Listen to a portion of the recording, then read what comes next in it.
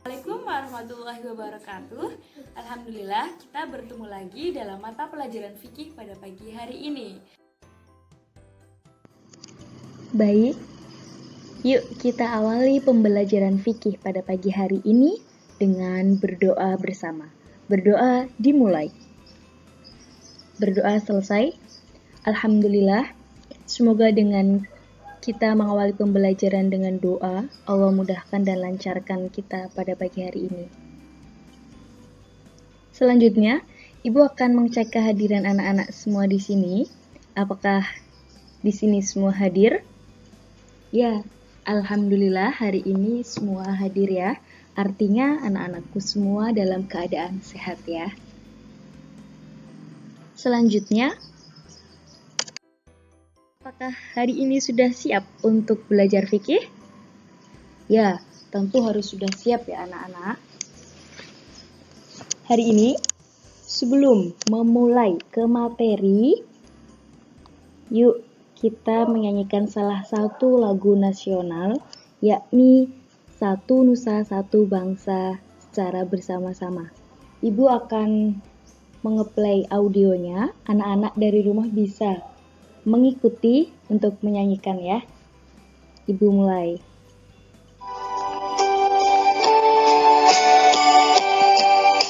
Satu nusa, satu bangsa, satu bahasa kita, tanah air pasti jaya untuk selama-lamanya. Indonesia pusaka, Indonesia tercinta, nusa bangsa dan bahasa kita bela bersama. Demikian lagu Satu Nusa Satu Bangsa. Semoga menambah semangat kita ya untuk belajar kali ini. Oke. Apa sih tujuan pembelajaran kita pada kali ini? Tujuan pembelajaran kita yang nantinya hendak kita capai ada 4. Yang pertama, siswa mampu membedakan konsep tentang al-hakim, al-hukmu, al-mahkum fih, dan al-mahkum alaih. Yang kedua, siswa mampu mengidentifikasi makna tersirat konsep tentang al-hakim, al-hukmu, al-mahkum fih, dan al-mahkum alaih. Yang ketiga, siswa mampu mendiskusikan hasil analisis penerapan hukum Islam tentang al-hakim, al-hukmu, al-mahkum fih, dan al-mahkum alaih. Dan yang terakhir yakni siswa mampu menyimpulkan hasil analisis penerapan hukum Islam tentang al-hakim, al-hukmu, al-mahkum fih, dan al-mahkum alaih.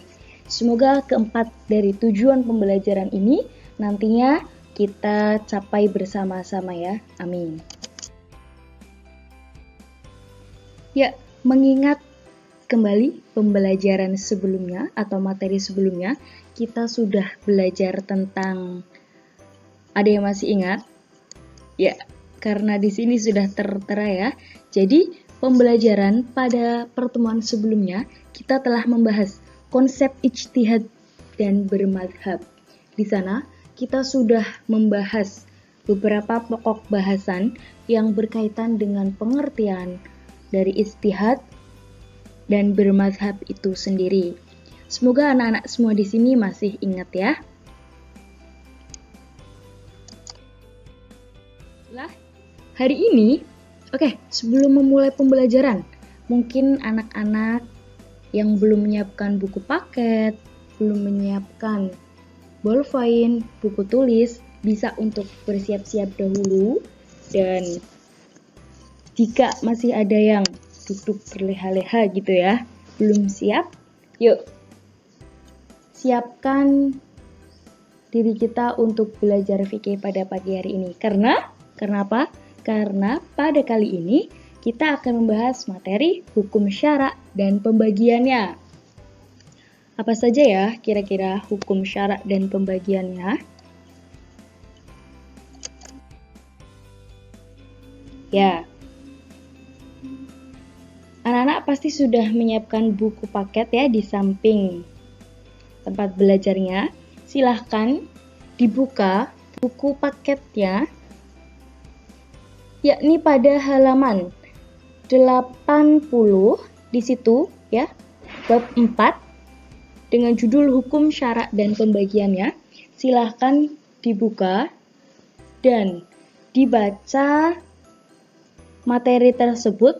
Jangan lupa catat poin-poin pentingnya di buku tulis masing-masing ya. Ibu beri waktu 20 menit untuk mengamati buku paket. Silahkan anak-anak semua dimulai dari sekarang. Ya, alhamdulillah 20 menit sudah berlalu ya. Tentunya anak-anak sudah membaca dan mengamati materi yang ada di buku paket. Dari sini, mungkin anak-anak ada yang ingin menyampaikan apa sih yang sudah dicatat dari hasil pengamatan buku paket tadi. Silahkan, Ibu persilahkan. Ya, siapa itu? Oke, silahkan Mbak. Good, baik, bagus sekali ya tadi ya. Hasil dari merangkumnya ya. Di sini, Ibu mempunyai 3 pertanyaan, yakni apa arti dari Al-Hakim, kemudian yang kedua Al-Hukmu dibagi menjadi berapa macam, dan yang terakhir ada apa yang dimaksud mahkum alaih. Nah, hari ini tanggal berapa ya anak-anak? Oke, tanggal 31. Bulan. Hari ini bulan apa? Bulan keberapa? Bulan ke-7. Baik, artinya coba di sini absen nomor 7 siapa? Oh ya, Mbak Sofi ya. Mbak Sofi nanti bisa menjawab pertanyaan nomor 1. Nih ya, apa arti dari Al-Hakim? Kemudian Mbak Sofi ingin menunjuk siapa temannya yang akan menjawab pertanyaan nomor 2. Oke, Mbak Nila. Baik. Selanjutnya, Mbak Nila. Kira-kira siapa yang mau menjawab pertanyaan nomor 3? Mbak Rizka. Oke. Jadi ya, pertanyaan nomor 1 nanti akan dijawab oleh Mbak Sofi. Pertanyaan nomor 2 akan dijawab oleh Mbak Nila. Dan pertanyaan nomor 3 nanti akan dijawab oleh Mbak Rizka. Silakan anak-anak untuk mencari jawabannya. Nanti bisa langsung disampaikan ya jawabannya. Silahkan. Baik, ya, jawaban yang sangat bagus dari Mbak Sofi, Mbak Nila dan Mbak Rizka. Terima kasih Ibu sampaikan ya. Jadi jawabannya apa sih? Langsung saja kita cek. Jadi Al-Hakim. Al-Hakim adalah pencipta hukum. Siapa pencipta hukum? Yaitu Allah Subhanahu wa Ta'ala. Kemudian pertanyaan nomor 2 tadi, Al-Hukmu atau hukum itu sendiri dibagi menjadi 2 macam. Yang pertama hukum taklifi dan yang kedua hukum wad'i. Kemudian pertanyaan nomor 3, mahkum alaih, apa sih artinya? Yakni orang mukallaf yang dibebani hukum syarak atau disebut subjek hukum. Selanjutnya, setelah mencatat poin-poin penting tadi dan sudah saling bertanya jawab ya, waktunya diskusi. Di sini Ibu akan membagi kelas ini menjadi 2 kelompok. Kelompok pertama dan kelompok 2, masing-masing dari kelompok terdiri dari 4 atau 5 anggota. Kelompok pertama nanti akan mendiskusikan atau menganalisis penerapan hukum Islam tentang Al-Hakim dan Al-Hukmu, sedangkan kelompok kedua silakan diskusikan, yakni atau menganalisis penerapan hukum Islam tentang Al-Mahkum Fih dan Al-Mahkum Alaih. Ibu beri waktu 20 menit untuk mendiskusikannya bersama kelompoknya masing-masing ya. Silahkan, 20 menit dimulai dari sekarang. Ya, 20 menit sudah selesai. Kelompok 1 dan kelompok 2 sudah selesai untuk menganalisis. Ya, alhamdulillah sudah selesai ya. Sudah siap untuk presentasi? Tentunya kelompok 1 dan kelompok 2 juga pengen tahu ya apa sih hasil analisisnya dari penerapan hukum Islam, Al-Hakim Al-Hukmu, dan Al-Mahkum Fih dan Al-Mahkum Alaih. Baik, silakan untuk kelompok 1 bisa mempresentasikan. Waktunya 10 menit untuk presentasi. Dan bagi anggota kelompok 1 dan kelompok 2 silahkan untuk mencermati. Dan apabila ada poin-poin yang penting untuk ditulis, bisa ditulis ya. Silahkan kelompok 1. Ya, bagus sekali kelompok 1 presentasinya. Dilanjutkan kelompok 2, silahkan untuk berpresentasi. Ya, bagus sekali. Kedua kelompok sudah berpresentasi dan hasilnya bagus-bagus. Ibu bangga ya. Terima kasih atas antusiasnya dan semangatnya belajar dan diskusi kali ini. Baik dari kelompok 1 dan kelompok 2, masing-masingnya juga anak-anaknya sangat aktif di sini ya. Tadi sudah saling bertanya satu sama lain dari kelompok 1 ke kelompok 2 ataupun sebaliknya.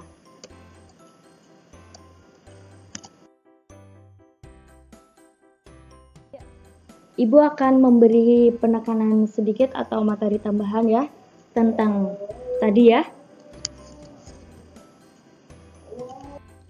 Ya, jadi hukum syara itu dibagi menjadi 4. Yang pertama Al-Hakim, kedua Al-Hukmu, ketiga Al-Mahkum Fih, dan yang keempat Al-Mahkum Alaih. Yang pertama, Al-Hakim ini, para ulama pun bersependapat ya, bahwa sumber hukum syariat bagi semua perbuatan mukallaf adalah Allah Subhanahu wa Ta'ala. Nah, hukum-hukum ini diberikan Allah ada kalanya secara langsung, yakni berupa nas-nas ya, yang diwahyukan kepada Rasulnya, dan ada pula dengan perantara petunjuk yang diberikan kepada ulama mujtahid untuk mengistinbatkan hukum terhadap perbuatan mukallaf dengan bantuan dalil-dalil dan tanda-tanda yang disyariatkan. Sudah masyhur pula ya di kalangan ulama bahwa pembuat hukum itu adalah Allah Subhanahu wa Ta'ala, sebagaimana dalam Quran surat Al-An'am, yakni surat ke-6 ya, ayat 57, yang artinya begini: sesungguhnya aku berada di atas hujjah yang nyata, Al-Quran, dari Tuhanku, sedang kamu mendustakannya. Tidak ada padaku apa azab yang kamu minta supaya disegerakan kedatangannya. Menetapkan hukum itu hanyalah hak Allah. Dia menerangkan yang sebenarnya dan Dia pemberi keputusan yang paling baik.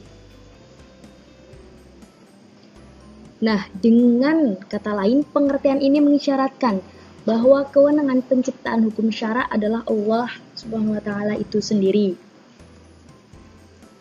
Pembuat hukum hanya Allah, sedangkan Rasul sebagai penyampai dan penggali hukum-hukum syara yang diciptakan oleh Allah, yang tampak dari penuturan nas baik perintah maupun larangannya. Nah, di sini juga terdapat persoalan ya yang muncul. Kemudian adalah bagaimana dengan peran Rasul dan para mujtahid dalam melahirkan hukum syara. Ada dua pendapat ya. Golongan yang pertama nih mengatakan bahwa pembuat atau pencipta hukum syara itu adalah Allah semata. Nah, sedangkan pendapat kedua mengatakan bahwa di samping Allah Subhanahu wa Ta'ala sebagai pembuat hukum, Rasul dan mujtahid juga mempunyai peran sebagai penyampai hukum-hukum Allah serta melahirkan hukum-hukum syara yang tidak dijelaskan oleh Allah secara tekstual dalam wahyunya. Banyak kasus pula baru yang tidak dijelaskan sama sekali baik dalam Al-Quran maupun Sunnah, yang kemudian ya menuntut adanya jawaban hukum syar'i. Dengan demikian, bahwa peran para mujtahid pada hakikatnya bukan pencipta hukum, akan tetapi hanya melahirkan dan menggali hukum dengan memperhatikan dalil-dalil yang dapat dijadikan patokan dalam penetapan suatu ketetapan hukum. Selanjutnya,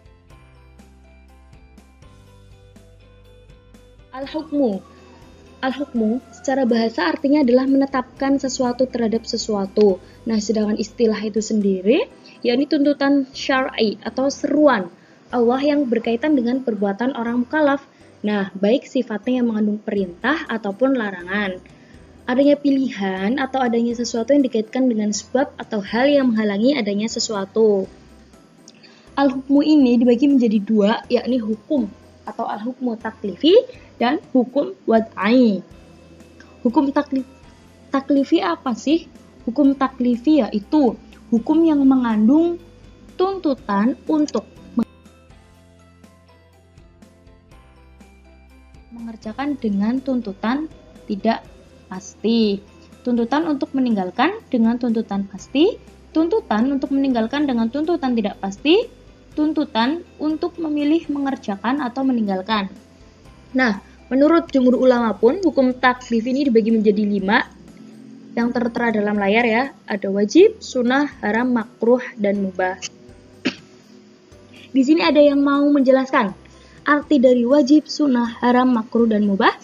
Ya, silakan Mbak Tati. Ya, betul sekali. Jadi, wajib adalah hukum yang mengandung tuntutan untuk mengerjakan dengan tuntutan pasti. Contohnya dalam Quran surat Al-Baqarah, yakni perintah untuk mendirikan sholat dan zakat. Kemudian sunnah tadi sudah dijelaskan, haram sudah, makruh sudah, dan mubah sudah.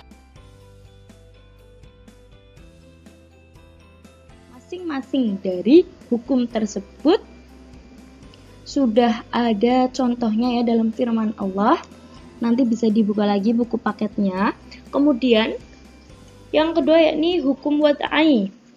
Di sini hukum wad'i pun dibagi menjadi 5. Ada sebab, syarat, mani, azimah dan rukhsah, sah dan batal. Gantian, tadi sudah Mbak Tati yang menjelaskan pembagian dari hukum taklifi. Sekarang ada yang mau menjelaskan apa pengertian dari sebab, syarat, mani, azimah dan rukhsah, sah dan batal. Ya, silahkan. Siapa yang mau mendapat nilai tambahan dari Ibu? Ya, baik. Ada Mbak Nadia. Silahkan Mbak Nadia untuk menjelaskan. Teman yang lainnya bisa mengamati ya. Ya, betul sekali jawabannya ya. Jadi, sebab itu sendiri apa sih artinya? Sebab artinya sifat yang zahir, tetap dan menetapkan suatu hukum karena syariat mengaitkan sebab dengan sifat. Nah, tanda-tanda sebab apa gitu? Tanda-tanda sebab itu adanya sebab mengharuskan keberadaan hukum. Sebagaimana dalam Quran surat Al-Isra ayat 78. Kemudian syarat. Syarat adalah sesuatu yang tiadanya mengharuskan ketiadaan dan keberadaannya itu tidak mengharuskan keberadaan ataupun ketiadaan rukun, juga mengharuskan ketiadaan hukum ketika rukun tidak ada. Syarat pun ada 2 macam, ada syarat wajib dan syarat syah. Ketika syarat wajib contohnya yakni nisab zakat sebagai syarat wajib zakat, dan contoh dari syarat syah yakni suci dari hadas besar dan kecil atau thaharah ya, yang menjadi syarat sah sholat. Kemudian mani tadi sudah dijelaskan ya. Dalam presentasi pun tadi sudah disampaikan oleh teman-teman kita ya. Azimah dan rukhsah, sah dan batal, masing-masing yakni hukum yang berkaitan dengan perbuatan mukallaf. Kalau azimah dan rukhsah itu hukum yang berkaitan dengan perbuatan mukallaf tanpa adanya uzur. Contohnya ini kewajiban sholat 5 waktu sejak semula dan berlaku untuk setiap mukallaf dalam berbagai keadaan. Kemudian sah dan batal itu sesuatu yang dituntut oleh Allah daripada mukallaf berupa perbuatan dan apa yang ditetapkan Allah untuk mereka berupa syarat dan sebab. Nah, apabila mukallaf melaksanakannya terkadang menghukuminya sah dan terkadang menghukuminya tidak sah sebab dan syarat tersebut. Baik. Umfi. Ada yang mau membacakan? Silahkan. Ya, terima kasih kepada Mbak Tati sudah membacakannya ya. Jadi mahkum fih apa sih? mahkum fih, yakni perbuatan orang mukallaf yang berkaitan dengan hukum syara. Menurut pandangan Muhammad Zahrah pun, bahwa esensi mahkum fih itu adalah berkenaan dengan objek hukum yang berkaitan dengan perbuatan mukallaf, baik katanya dengan tuntutan untuk berbuat atau sebuah perintah, tuntutan untuk meninggalkan, yakni sebuah larangan, ataupun pilihan. Mahkum fih ini berkaitan dengan realisasi atau implementasi dari hukum taklifi itu sendiri. Mahkum fih ini atau perbuatan hukum akan dapat dilihat realisasinya dalam 5 kategori ketentuan hukum syara, yakni wajib, sunnah, haram, makruh, dan mubah yang tadi sudah kita bahas. Selanjutnya yakni yang terakhir ya, mahkum alaih. Mahkum alaih apa? Mahkum alaih adalah orang mukallaf yang dibebani hukum syara atau disebut subjek hukum. Jadi setiap mukallaf itu dibebani hukum syariat. Itu namanya mahkum alaih. Nah, pembebanan hukum syara kepada orang mukallaf ini juga ada syaratnya. Apa syaratnya? Ada 2 ya di sini ya. Yang pertama, bahwa orang mukallaf itu harus memiliki kesanggupan untuk memahami kitab seruan Allah Subhanahu wa taala yang dibebankan atas dirinya. Dan yang kedua yakni orang mukallaf itu mempunyai kemampuan untuk menerima pembebanan hukum taklifi. Nah, baik syarat yang kedua ini juga dibagi menjadi 2, yakni ahliyatul wujub dan ahliyatul ada. Wujub apa? Kemampuan menerima hak dan kewajiban. Sedangkan ahliyatul ada yakni kecakapan bertindak. Nah, ada nggak sih hal-hal yang mengalami kecakapan bertindak atau awarid ahliyah? Tentunya ada. Jadi ada 2 ya yang menghalangi ya. Ada awarid ahliyah yang bersifat samawiyah dan awarid ahliyah yang bersifat kasabiyah. Awarid ahliyah yang bersifat samawiyah itu apa gitu? Awarid ahliyah yang bersifat samawiyah itu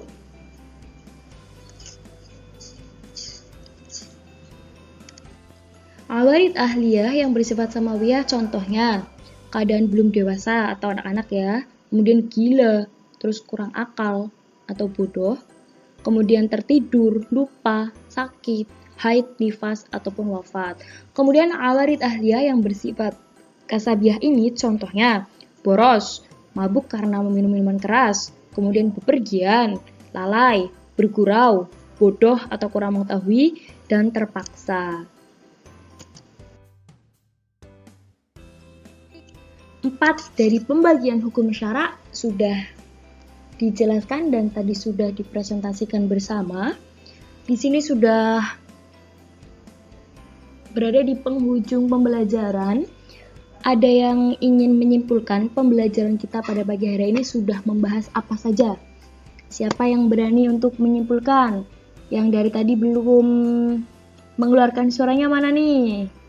Mbak Nadia sudah, Mbak Nila sudah ya tadi ya? Mbak Sasi, silakan ya untuk menyampaikan kesimpulannya. Ya, good, bagus sekali ya kesimpulannya ya.